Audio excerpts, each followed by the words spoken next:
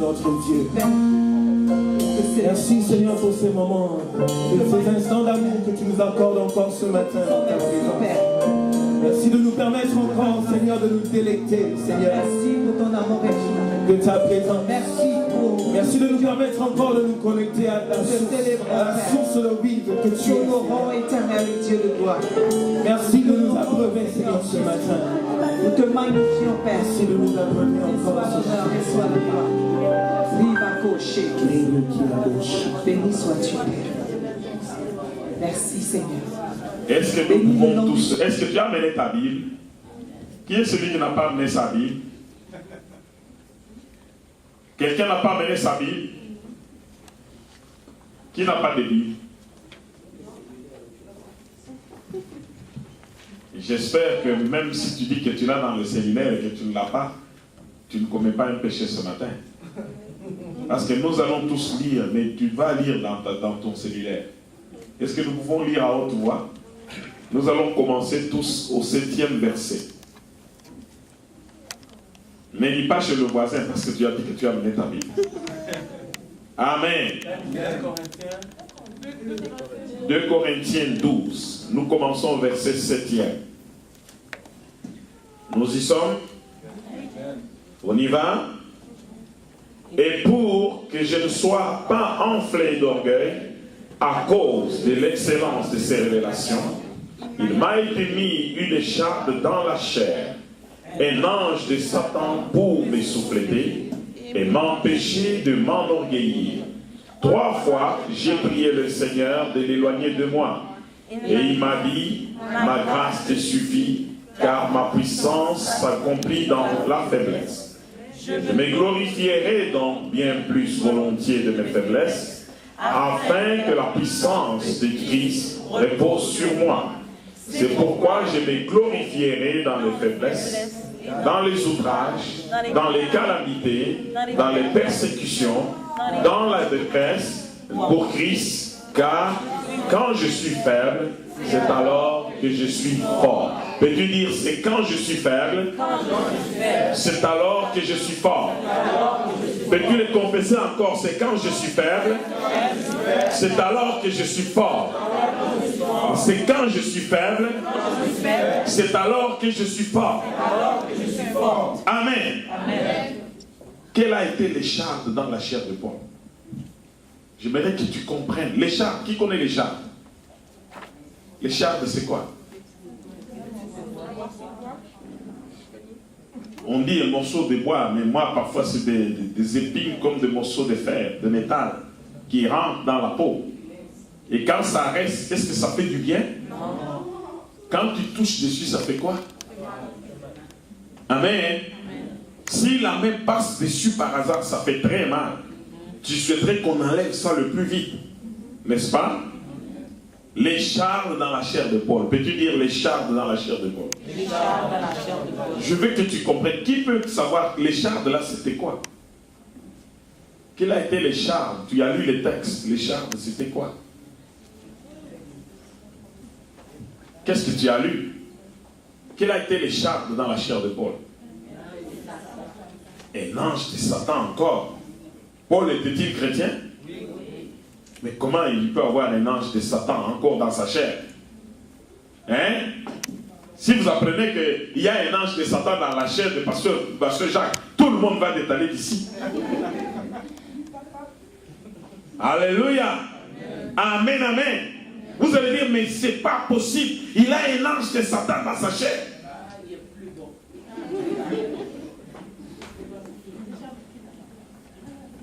Mais imaginez que sur le corps de l'apôtre Paul, on mettait même des mouchoirs, des linges, on allait mettre sur des gens possédés et les démons sortaient. Les maladies étaient guéries. Paul. Alléluia. Amen. Dis à celui qui est à côté de toi, ne t'occupe pas de tes ennemis. Laisse Dieu s'en occuper. Et effectivement, bien aimé, quand tu commences à entendre, les gens parlent de toi, les gens deviennent même tes ennemis sans cause. Laisse-les faire. Amen, amen.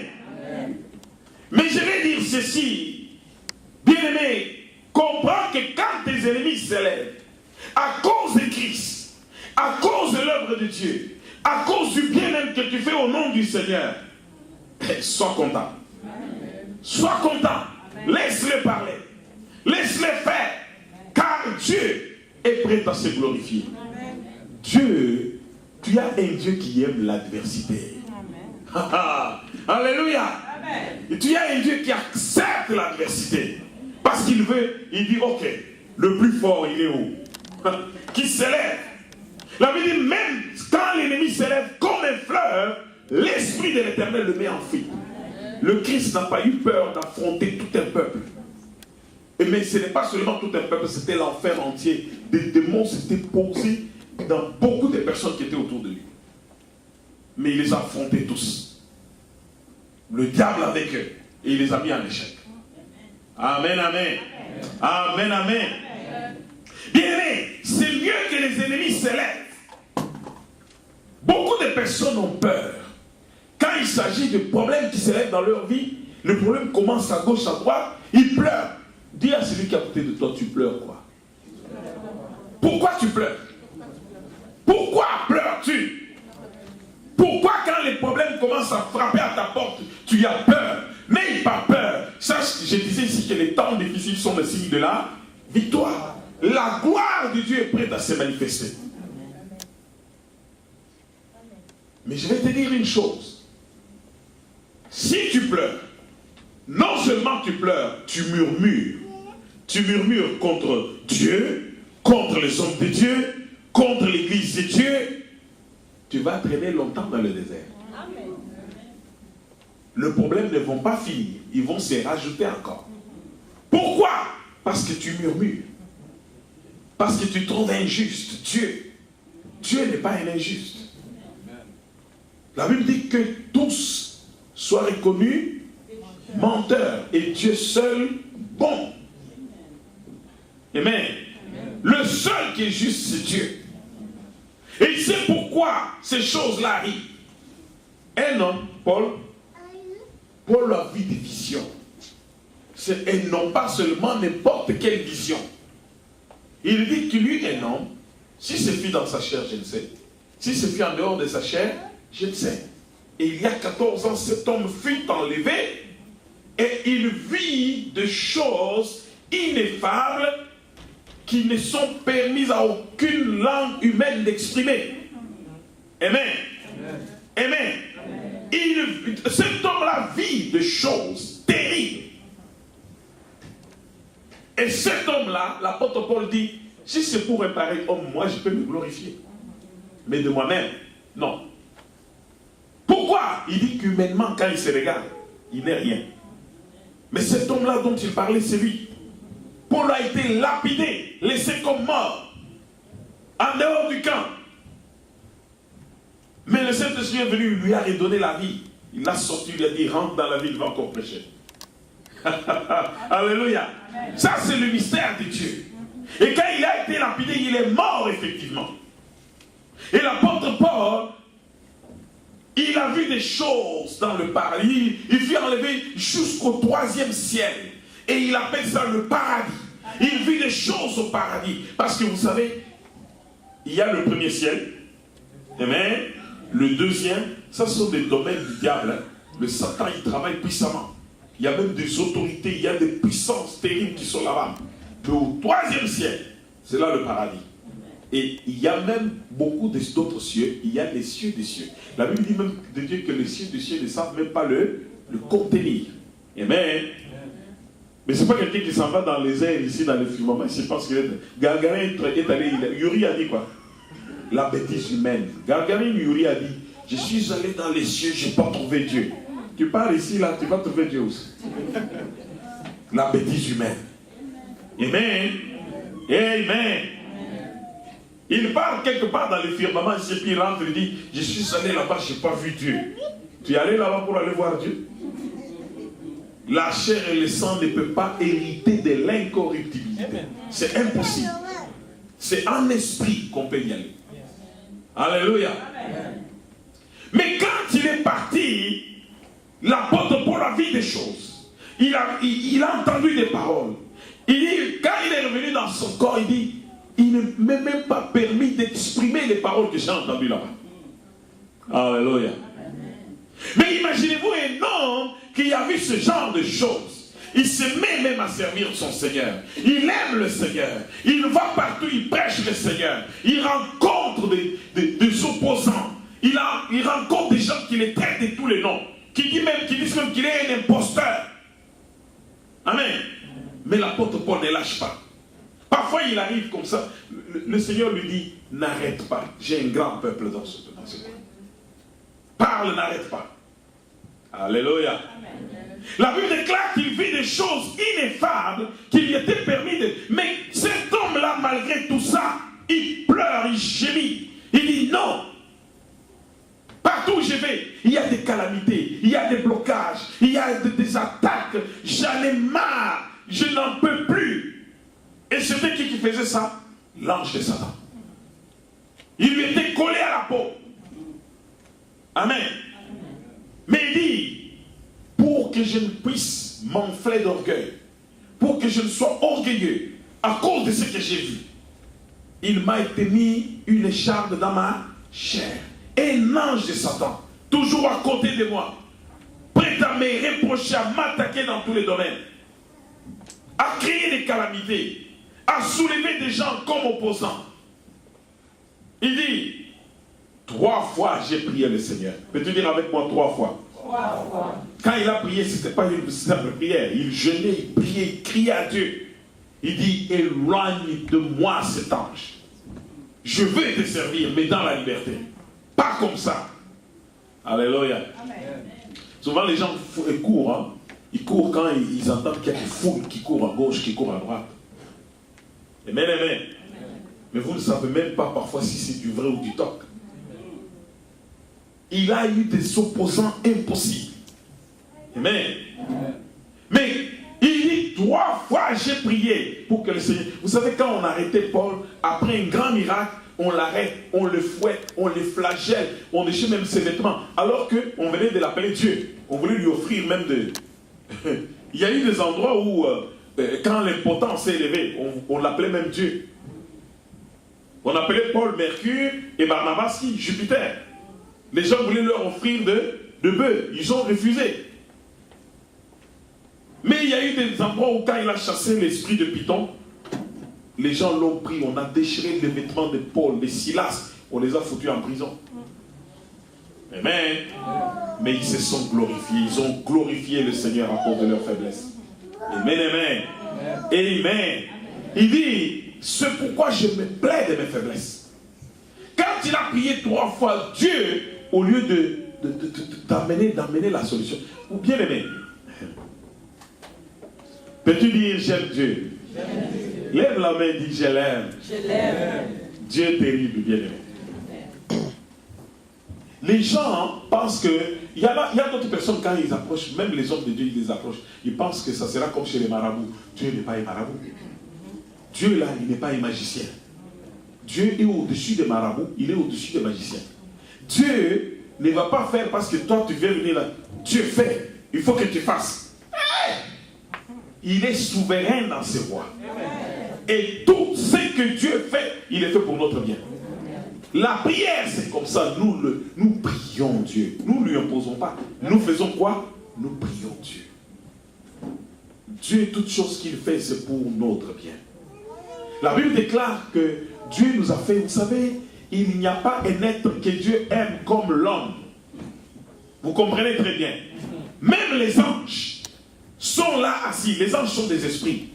Quand Dieu a créé l'homme, ils ont regardé du haut des cieux, ils ont dit, quel est le mystère qu'il y a encore là-bas? Amen. Ils plongent le regard. Les anges cherchent à comprendre quel mystère il y a entre Dieu et les hommes. Ils ont vu l'homme crier. L'homme est semblable aux anges parce que l'homme a un esprit. L'homme est aussi esprit comme les anges. Mais quand ils ont regardé, ils ont dit, mais quelle est la tournure des choses? Qu'est-ce qu'il va encore faire? Parce qu'ils sont étonnés de tout ce que Dieu fait. Dieu prend un esprit comme eux, ils sont esprits, Dieu fait un esprit. Et ils voient que Dieu prend maintenant de la terre il emprisonne l'esprit dedans. Il lui donne une personnalité qui est son âme. Les anges disent, mais on ne comprend rien. Amen. On ne comprend rien. Et Dieu élève maintenant cet être debout. Il dit aux anges, vous devez le servir. Hein? C'est là que le diable graisse les dents. Amen. Amen. Est-ce que vous me suivez très bien? Ouvrez les oreilles, vous allez comprendre là où je vais avec. Les anges regardent, ils s'étonnent. Comment? Et il prend de la boue, il donne à cette boue de la valeur, et il prend un esprit comme nous, il l'emprisonne dans cette boue. Il plonge le regard. La Bible dit que les anges, la création entière, plonge le regard pour comprendre c'est quoi. Qu'est-ce qui se passe entre Dieu et l'humanité? Qu'est-ce qui se passe entre Dieu et l'homme? Il voit que cet homme tombe, Dieu prend son fils, il dit, je t'emprisonne dans la même boue. Tu deviens leur frère et tu vas le sauver. Amen. Ah! Les anges disent, mais non, ça, on ne comprend pas. Et ils ne connaissent même pas la fin de la chose. Les anges que vous voyez là, ils ne connaissent pas la fin de l'histoire. Ils sont en train d'admirer tout ce que Dieu est en train de faire avec l'homme. Alléluia. Dis, je suis Dieu, je te bénis de ce que tu m'as créé. Tu as fait de moi une créature merveilleuse. David s'exclame et dit, je te remercie parce que tu as fait de moi une créature merveilleuse. Alléluia. Alléluia. Mais l'apôtre Paul, comme je vous le disais, malgré tout cela, il prie encore. Dieu peut te répondre de trois manières. Tu peux prier, tu peux gêner. Dieu peut faire instantanément ce que tu demandes. Parce qu'il est souverain dans ses voies. Dieu, il peut te dire, attends, je le ferai au moment opportun. Ou je le ferai à tel moment. Mais Dieu n'est pas un marabout pour te dire, non, on va faire ci, on va faire ça. Parce que ce que le marabout cherche, c'est de te prendre ton âme. Le diable, lui, il veut prendre ton âme. Il va exiger de toi certaines cérémonies, tu vas accepter. C'est une façon de te plier devant le diable. Amen. Le Christ dit que sert-il à un homme de gagner le monde s'il a perdu son âme? Parce que ton âme, c'est le plus important. Le diable, lui, il peut même mettre une montagne de billets de banque ici pour prendre ton âme. Tu lui vends ton âme, il te donne des milliards. Tu acceptes, oui ou non? Que vaut ton âme? Ton âme ne vaut même pas tous ces papiers-là. Alléluia. Ton âme ne vaut pas toutes ces maisons. Ne vaut pas même d'être dealé contre n'importe quoi. Ton âme, c'est ton âme. Même contre n'importe quel pouvoir. Ton âme est au-dessus de toutes les dominations, de tous les pouvoirs que tu peux recevoir. Ton âme, c'est ton âme. Et il n'y a rien d'aussi important que ça. Alléluia. Alléluia. Mais l'apôtre Paul, pour revenir à ce que parce que je suis sorti un peu, malgré tout ce qu'il a fait, malgré sa prière, Dieu lui dit, parce que Dieu peut refuser ce que tu lui proposes. Amen. Dieu lui dit, ma grâce te suffit. Dis, ma grâce, la grâce de Dieu me suffit. Dieu lui dit, ma grâce te suffit. Car ma puissance se manifeste dans tes faiblesses. Est-ce que vous comprenez ça? Dieu dit, ma grâce te suffit. Parce qu'il y a beaucoup de personnes qui pensent que, oh, comme je priais, comme je gênais, Dieu va faire tout de suite. Mais Dieu peut te dire, ma grâce te suffit. Continue le chemin, ma grâce te suffit. Pourquoi Dieu avait fait ça? Parce que Dieu connaissait très bien Paul. Paul était dans le monde. Son grand problème, c'était l'orgueil. Alléluia. Amen, amen. Amen. Le grand problème de Paul, c'était l'orgueil dans le monde. Il y a des gens qui viennent au Seigneur, mais l'orgueil. Hein? Moi, j'en ai rencontré. Même des femmes là viennent. Pasteur, qu'est-ce que tu voulais dire là? Je dis, ma soeur, ce que je voulais dire, hein, c'est ceci. Et quand tu avais dit ça, tu entendais quoi? Je dis non, ma soeur, bon, le Seigneur me dit que tu fasses comme ça. Ah, l'œuvre de Dieu. Alléluia. Amen. Amen, amen. Il y a des gens bien-aimés. Quand il vient au Seigneur, mais son orgueil du monde là est toujours collé à lui. Ce n'est pas fini.